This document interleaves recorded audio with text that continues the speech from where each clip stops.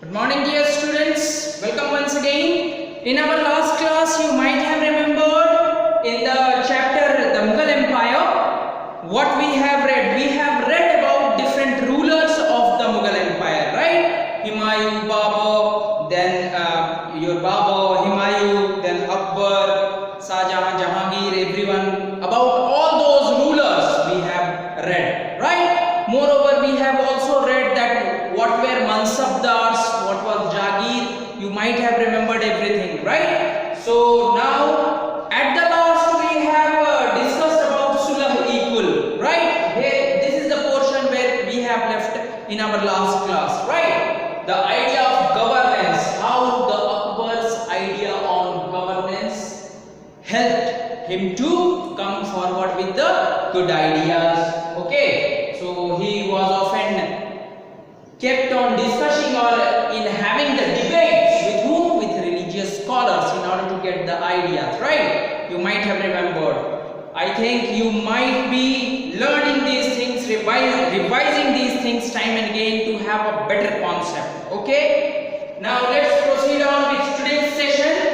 Another question of the textbook states, why did the Mughals emphasize their Timurid ancestry and not their Mongol descent?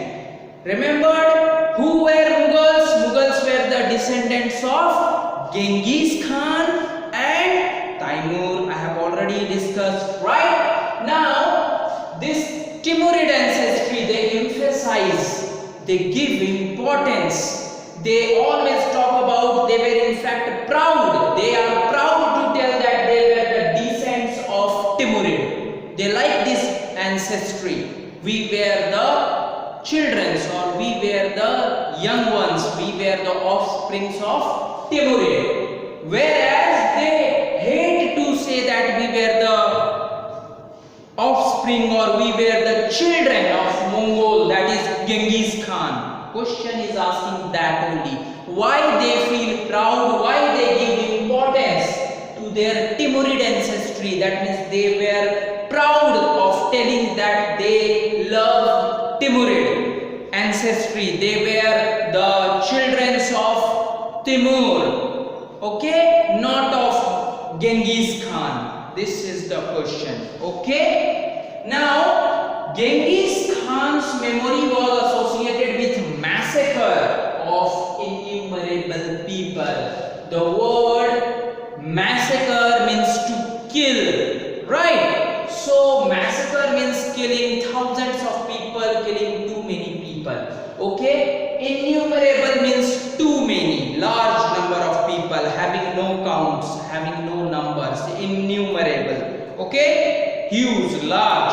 Okay, so because Genghis Khan was associated, was related with the massacre of too many people, he has killed too many people. That's why the Mughals don't like to be called as Genghis Khan's children, Genghis Khan's offspring, Genghis Khan's youngsters. Okay.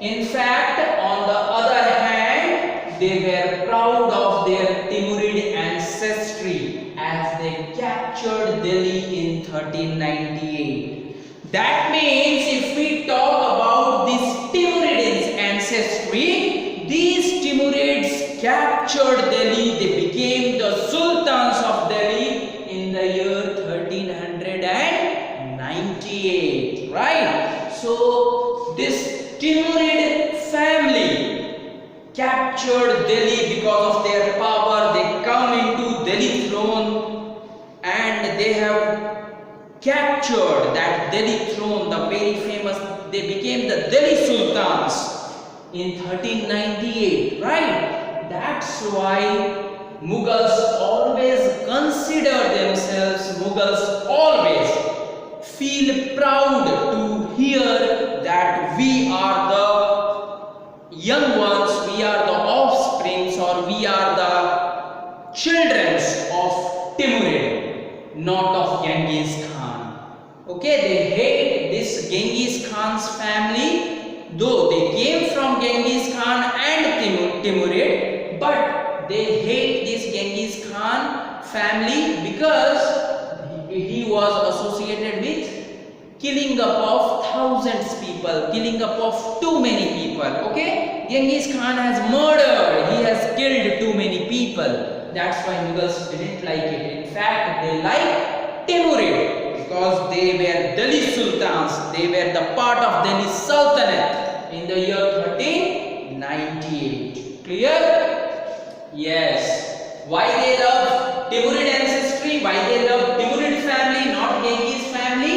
Because Genghis family was associated with the killing up of innumerable people. Okay, whereas Timurid ancestry were Delhi Sultanate from 1398. Right? That's why Mughals emphasize their Timurid ancestry. They were proud. They give importance to Timurid ancestry instead of Mongol descent. Okay? Another question is, how important was the income from land revenue? Whatever the revenue Mughal income collect from the peasants, from land, how important was there as far as their stability of Mughal empire is considered? Right? How much importance they are giving to the income from land revenue? Why it was important to collect the revenue from the land? This was the question. The income from land revenue was the main source of income of Mughal empire, mind you. That means the revenue which the Mughal empire take for the land, that is the main source of income, dear. That is the main source of money. That is the main source of income. That is the main source of wealth. For whom? Okay, now how important was it? It was very important because kings, Mughal empire also belonged to too many kings. It was also a dynasty, it was also kingdom. So kings can't survive without the money. How they can manage the palace, the soldiers and all those things, right? So the income for running a large administration, in order to run the large administration, soldiers, horses, elephants, mansabdars, jagirdars, all those things, in order to run a large administration and maintaining law and order, right? A huge amount of finance is needed, which comes from revenue. That means the revenue is the only source of the income. It was the main source. It was not only the source, but it was the main source, right? For running the administration. And for running the administration, they need wealth. From where the wealth is coming? Mainly it is coming from the revenue of the land, which were given by the peasants, right? So for running a large administration, they need huge amount of finance, money, wealth.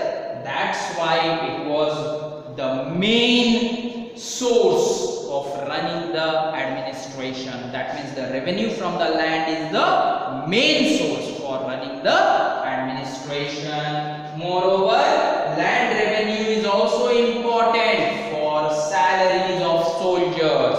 If Mughal empire or Mughal kings want to give the salaries of soldiers, it was only being given if land revenue is being collected, right? So land revenue plays a major role, plays a vital role, was very important, okay, for giving the salaries of the soldiers and for running the administration smoothly, okay. Until unless they don't take the land revenue, how can they maintain such a large administration, and how can they give the wealth or the money to the soldiers who used to maintain law and order in the kingdom, right? Yes. So that's why why the income from land revenue was very important for the Mughal Empire to run the administration, large administration, right, and to pay the salaries of soldiers, right. I don't think there will be any problem with this question. Now another question is coming to your way, and the question is, why was it important for the Mughals to recruit mansabdars from diverse backgrounds and not just Iranis and Turanis? Question is, why Mughals recruit mansabdar from different backgrounds? Mansabdars, Iranis, Turanis, Afghans, Rajputs, though they used to take them as mansabdar, yes, that is correct. But why it was also important for the Mughals to keep the mansabdar from different background, apart from Rajputs, Iranis, Afghans, they also required to keep the people of different background. Different backgrounds means the people of their own kingdom. It was also important, right, for Mughals to keep the people of their own land, of their own country, of their own region, region, of their own region. Okay. It was important to provide stability to empire. See, the first answer that we get, in order to provide the stability to the empire, it was important to keep the people of your own as mansabdar. Why? The problem of common folks here means people. The problem of common folks would be understood better by people living there. Yes? Suppose if a king keeps some mansabdars, somewhere Iranis, somewhere Turanis, somewhere Afghans, some came from Afghanistan, some came from Sri Lanka, some came from another countries, it is okay. But if mansabdars did not belong to your own kingdom, if they were not the common people, if we can't keep the common people, some of the common people as mansabdar, how could we know about the problem of a common citizen? Right? That's why the problem of the common people will be understood better by the common people living over there. That's why it was important for the Mughals to keep mansabdar from diverse background also, that means of their own kingdom, different people, common people. That's why they used to keep, they used to recruit, they used to take some mansabdar from common citizen also of their own kingdom, in order to understand the problem of the common people.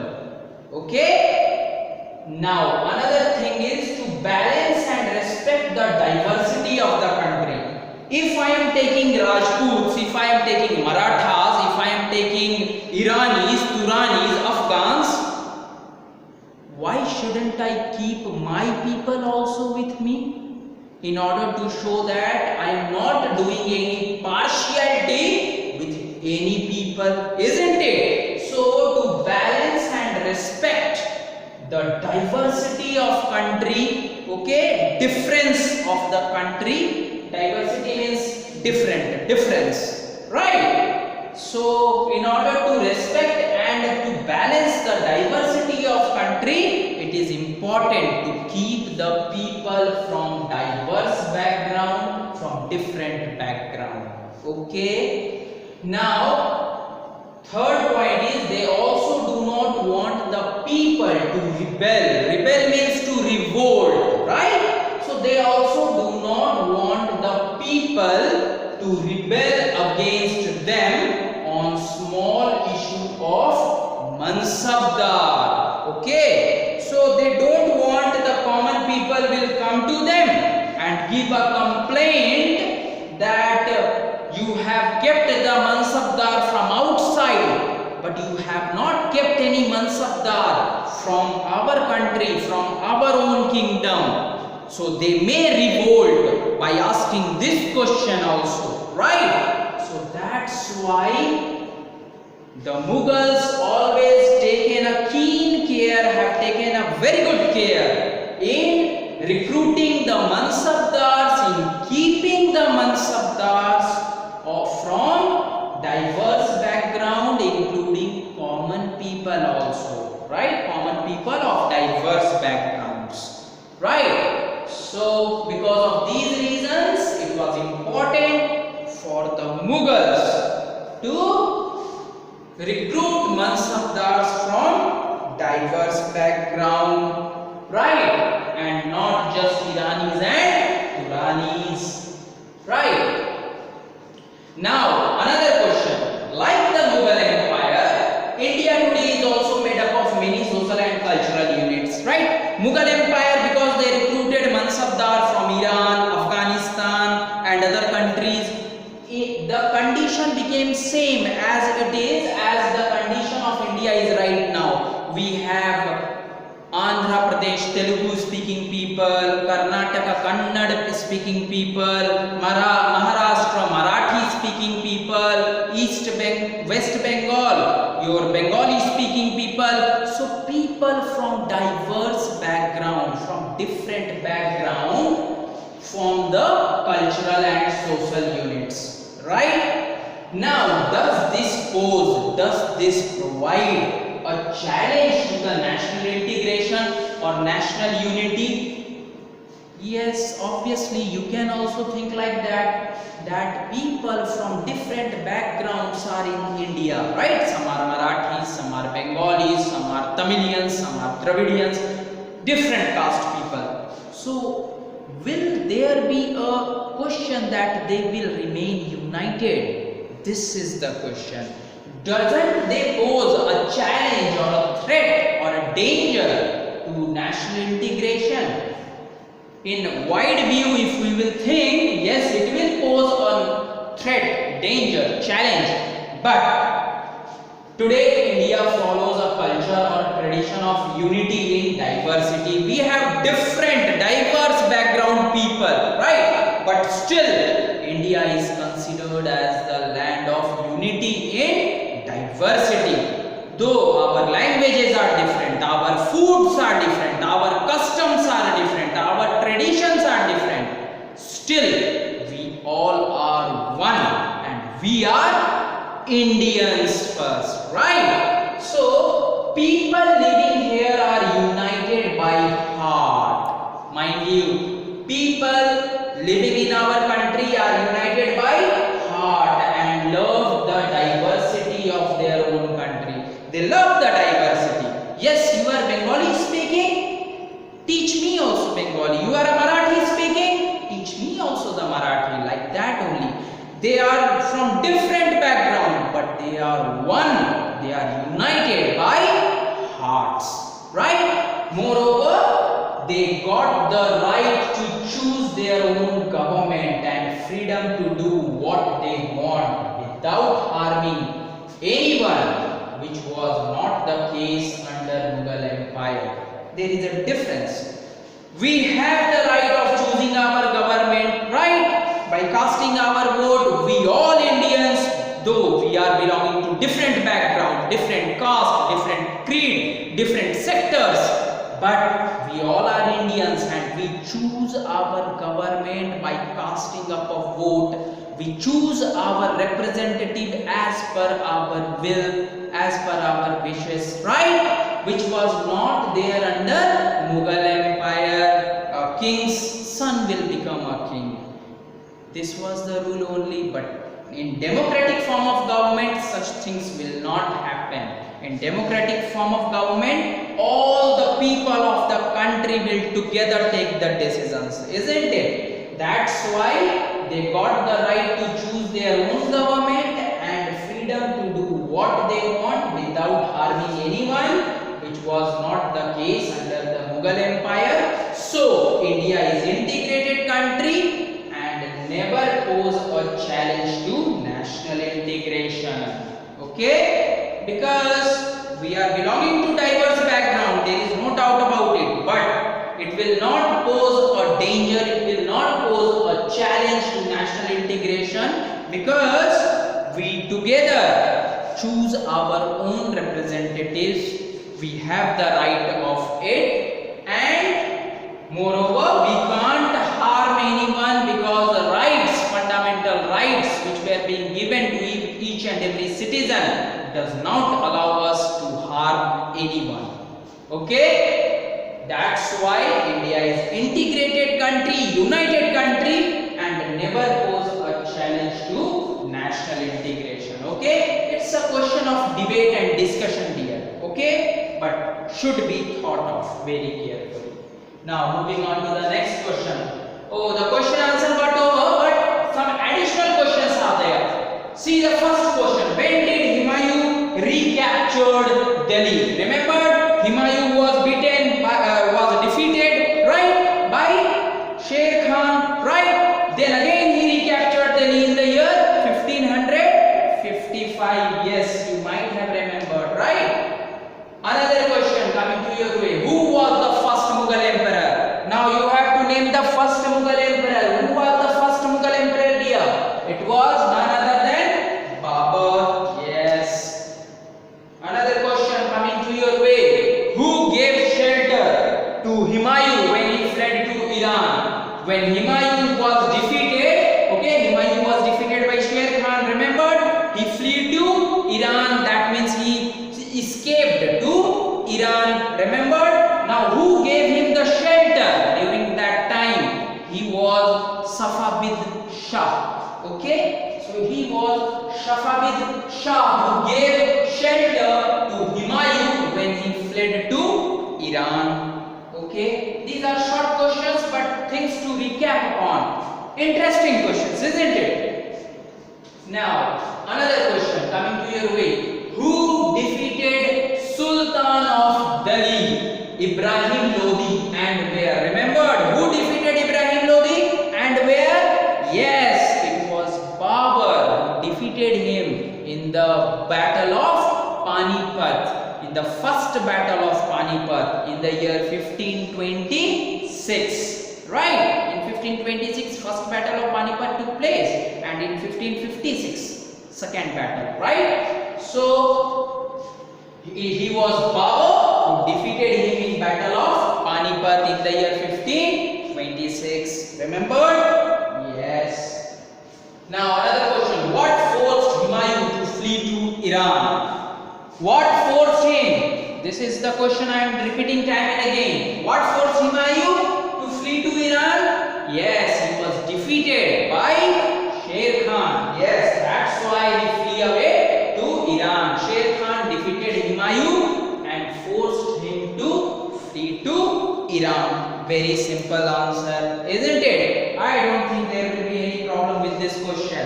Right? I don't think there will be any problem with any of these questions here. Now, should read very carefully, seriously dear. It's time for homework now. Learn all questions and answers. Your first homework is learn all questions and answers. Right? You have to learn all the questions and answers of this chapter, whatever I have given. It doesn't mean you can skip away with different chapters. You have to learn, you have to read very seriously. You have to learn each and every question dear. Another question is, why did Mughals emphasize their Timurid and not their Mongol descent? I have already discussed why they love, why they give importance to their Timurid ancestry and not their Mongol descent and not their Mongol ancestry. Okay, descent means ancestry. Okay, young kins, or you can say the offsprings, right? And the third question is, who gave shelter to Humayun when he fled to Iran? When Humayun was defeated by very famous Khan, right? So,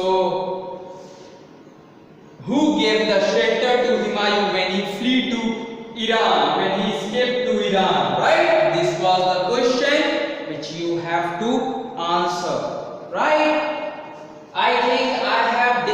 question answers. I have done this chapter. Now it's your duty to learn all the question answers and get them learned by heart. There should be no excuse.